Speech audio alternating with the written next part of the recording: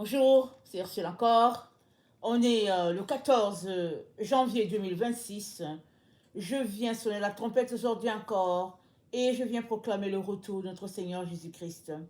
Amen. Soyons tous bénis, soyons remplis. Amen. Remplis de notre Seigneur Jésus-Christ. Amen. Alors, on venait de parler de la délivrance qui est possible dans ces temps où nous nous trouvons. Et je viens apporter un élément qui aide beaucoup à la délivrance, et ça c'est la louange. Alors, très souvent on n'aime pas beaucoup louer le Seigneur, et pourtant dans la louange, il y a beaucoup de victoires. Alors, le psaume 57, le psaume 57, le verset 9 nous dit ceci. Réveille-toi, mon âme, réveillez-vous, mon luth et ma harpe. Je réveillerai l'aurore. Je te louerai parmi les peuples, Seigneur, je te chanterai parmi les nations, car ta bonté atteint jusqu'aux cieux et ta fidélité jusqu'aux nues. Amen. Alors, ça c'est le roi David et sa harpe qui dit qu'il réveille l'aurore. L'aurore, on ne sait pas à quelle heure ça commence, est-ce que c'est à 2h, 3h du matin, 4h, on ne sait pas. Mais toujours est-il que quand il se réveille, ses premiers moments, c'est pour louer le Seigneur. C'est-à-dire, il dispose son être à être sous l'autorité de Dieu. Et il le fait comment? Il le fait en louant Dieu, en le célébrant, en utilisant un instrument de musique. Et puis si on n'a pas un instrument de musique, c'est pas grave, on peut utiliser ses lèvres. Mais toujours est-il que il loue le Seigneur. Et il dit, réveille-toi. Il dit à son âme de se réveiller. Et ça, c'est un cri de victoire. Si nous avons ça dans notre vie, je peux vous garantir que quand viendront les problèmes, on va juste les mettre de côté. C'est-à-dire, on va les tasser de côté, on va les pousser de côté parce que on n'a pas le temps de se concentrer sur les problèmes. On a plutôt le temps de se concentrer sur notre Dieu, sa louange, parce que notre âme a cette conviction, cette assurance que Dieu est notre libérateur, il est celui qui va nous délivrer. Amen. Peu importe la situation dans laquelle nous nous trouvons. Et dans le psaume 62, au verset 9, nous sommes informés de ceci. Psaume 62, le verset 9.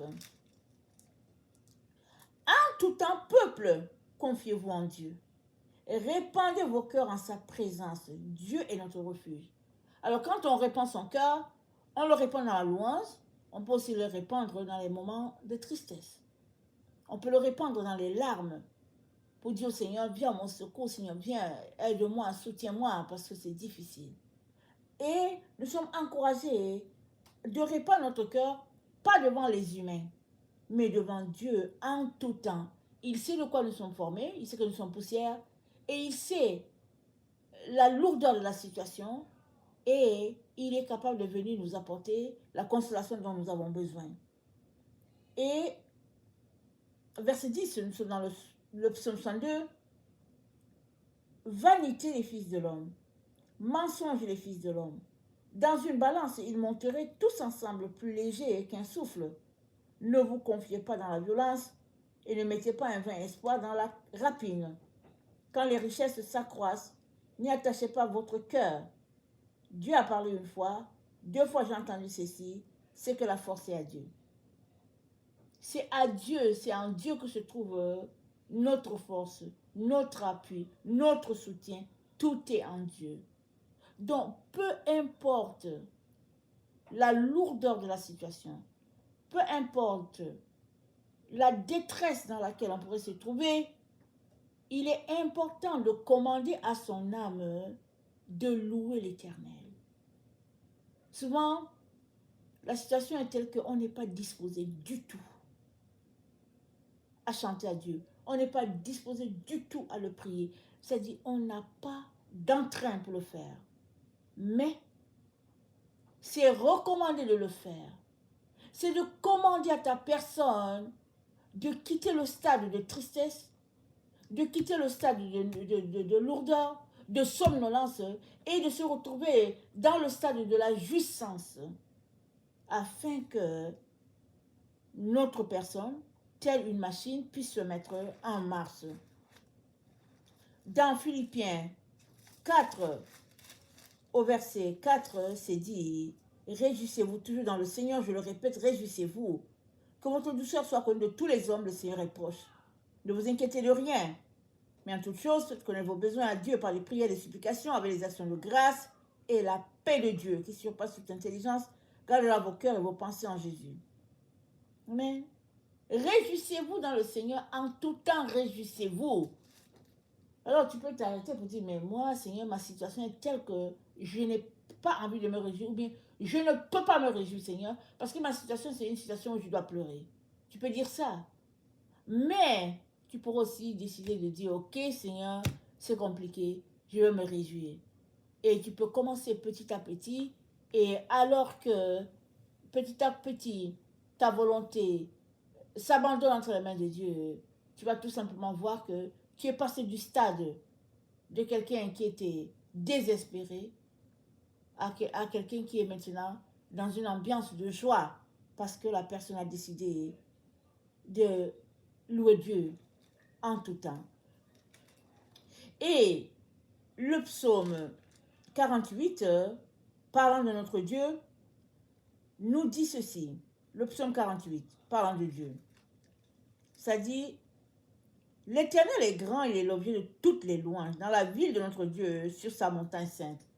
Dans la ville de notre Dieu, c'est où? C'est dans la présence de Dieu. Là où Dieu est, dans cette ville-là, la louange éclate partout. Il est l'objet de toutes les louanges. C'est-à-dire qu'il n'y a personne dans la ville de Dieu qui ne le loue pas.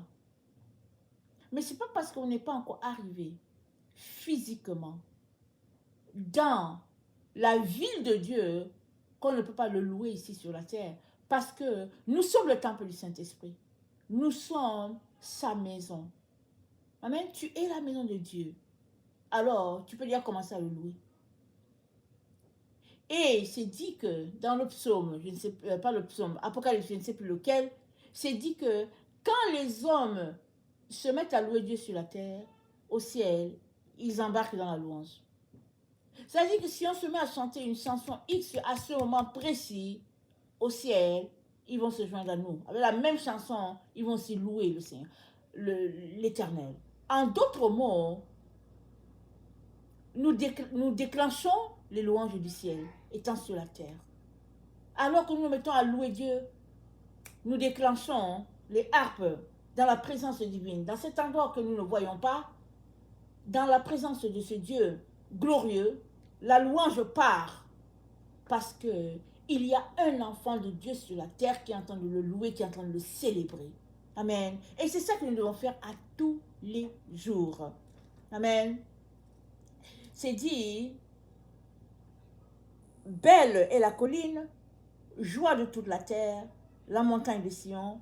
Le côté septentrional, c'est la ville du grand roi. Ok? C'est écrit. Au verset 4, c'est dit, Dieu dans ses palais est connu pour une haute retraite. Donc, Dieu est dans ses palais, mais les gens le louent. Sur toutes les lèvres, on le loue. Il est célébré, il est loué. Et voilà la grandeur de notre Dieu. Et quand tu te mets à le louer, au fait, tu es en train de te bénir toi-même. Tu loues Dieu, mais c'est toi le bénéficiaire.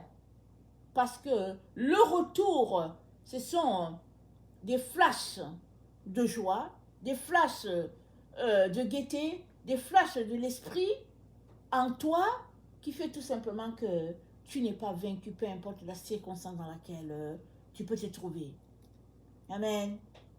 Et puis au verset 11, c'est dit, comme ton nom, ô Dieu, ta louange retentit jusqu'aux extrémités de la terre. Ta droite est pleine de justice. Je répète, ta louange retentit jusqu'aux extrémités de la terre. Ça dit, tu es ici, dans un point B, tu te mets à louer Dieu, le ciel prend ta louange, au ciel se met à louer Dieu, et ça se répand comme bénédiction sur toute la terre. C'est comme ça que Dieu nous bénit. Il prend le peu que nous lui apportons et il bénit tout le monde. Et ça sera sous différentes formes. Parce que tu l'as loué, parce que tu l'as célébré, alors il se pourrait que ta louange va envoyer la bénédiction dans une maison où les gens sont tout simplement sans nourriture pour la journée. Ta louange va envoyer peut-être une guérison à quelque part. C'est Dieu seul qui sait comment il distribue nos louanges. Et la chose à ne pas faire, c'est de fermer la bouche, ne pas louer Dieu, être mécontent et tout, comme si on privait Dieu de quelque chose, mais au fait, on est en train de se priver soi-même. Quand on ne loue pas Dieu, on se prive soi-même de toutes ces bénédictions-là que Dieu a pour nous. Amen. Alors, il suffit de vouloir. Quand on veut, la chose va se mettre en branle. Et la volonté, c'est le cadeau que Dieu nous a donné, ça nous appartient à nous. Notre volonté à nous.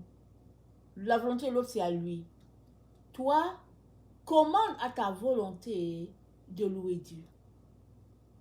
Et dans le psaume 33, c'est dit, le psaume 33, au verset 1, c'est dit, la louange sied aux hommes droits. Juste réjouissez-vous en l'Éternel, la louange sied aux hommes droits. Alors, est-ce que c'est en train de dire que seuls les hommes qui sont droits louent le Seigneur? Non. C'est dit, juste, ça dit que vous qui dites qui appartenez à Dieu, louez-le. Votre part, c'est de louer Dieu. C'est pourquoi il dit la louange sied aux hommes, la louange sied aux hommes droits. Alors que tu te mets à le louer, les retombées sur toi, c'est que Dieu te sanctifie, te purifie, tu deviens droit. Tu es désormais compté parmi les personnes qui sont appelées droites. Alors que tu sais dans ton cœur que tu n'es pas droit. Tu sais dans ton cœur que tu as plein de faiblesses. Tu sais dans ton cœur que tu fais plein de choses qui n'honorent pas Dieu. Mais c'est tout simplement que la louange que tu portes à Dieu le transporte d'allégresse. Dieu a dit, David est l'homme selon mon cœur. Et pourtant, nous savons que David, il a aussi fait des péchés. Il a commis des choses qui n'ont pas honoré Dieu. Mais il passait sa vie à louer Dieu. Et quand même il faisait quand bien même il était en situation de péché, au lieu de fuir loin de la présence de Dieu, il courait plutôt en direction de la présence de Dieu, toujours en train de louer le Seigneur. Et le Seigneur n'a pas d'autre, il n'avait pas d'autre chose à nous dire de David que c'est l'homme selon mon cœur. Il aimerait qu'on prenne le modèle sur le comportement de David. Alors que la situation est chaotique et puis ça ne va pas, et au lieu qu'on reste là en train de bouder ou bien déprimer, le Seigneur nous dit de le louer encore, de le célébrer. Et c'est comme ça que les nuages sombres vont se décanter pour faire place à ce ciel bleu que Dieu a pour chacun d'entre nous. Alors, je terminerai en lisant le psaume 108. Le psaume 108. Au verset 1, c'est dit ceci. 108, verset 1.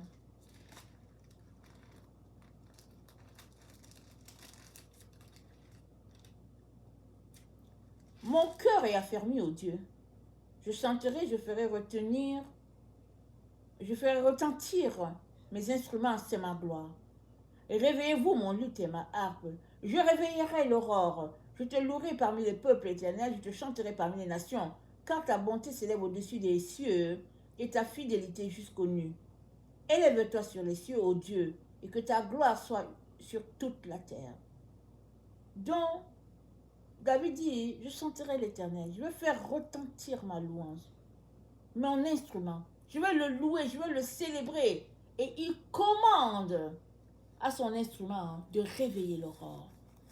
Et s'il y a une chose que je peux nous encourager à faire, c'est de commander à notre personne de louer Dieu. C'est de refuser un état où il n'y a pas de louange.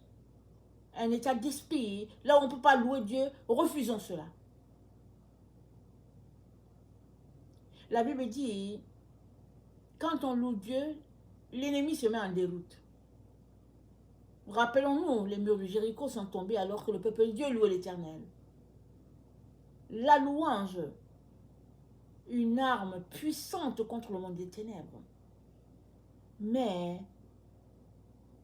une aide extraordinaire pour l'enfant de Dieu, parce que par la louange, tu continues de déclarer la présence de Dieu partout où tu es. Alors que tu le loues chez toi, ta louange s'étend partout sur ton quartier et partout ça s'étend. Et la gloire de Dieu sera manifeste sur toute la terre à cause de toi.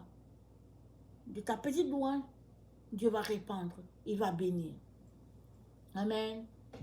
Alors, la vie, elle est remplie des épreuves, des hauts et des bas. Mais que la situation dans laquelle nous nous trouvons ne nous prive pas de louer notre Dieu. Si on est sur la montagne, souvent on est prompt à louer Dieu. Mais dans la vallée, allons-nous aussi le louer? Oui. Quand même tu es dans la vallée, que tu ne vois aucune issue, loue ton Dieu. Célèbre-le. Lui, il viendra et il assurera le combat pour ta délivrance. Parce qu'il est ton Père, parce qu'il t'aime. Amen. Que le Seigneur bénisse sa parole et que sa joie soit notre force en ce jour. Amen et alléluia. Amen et amen.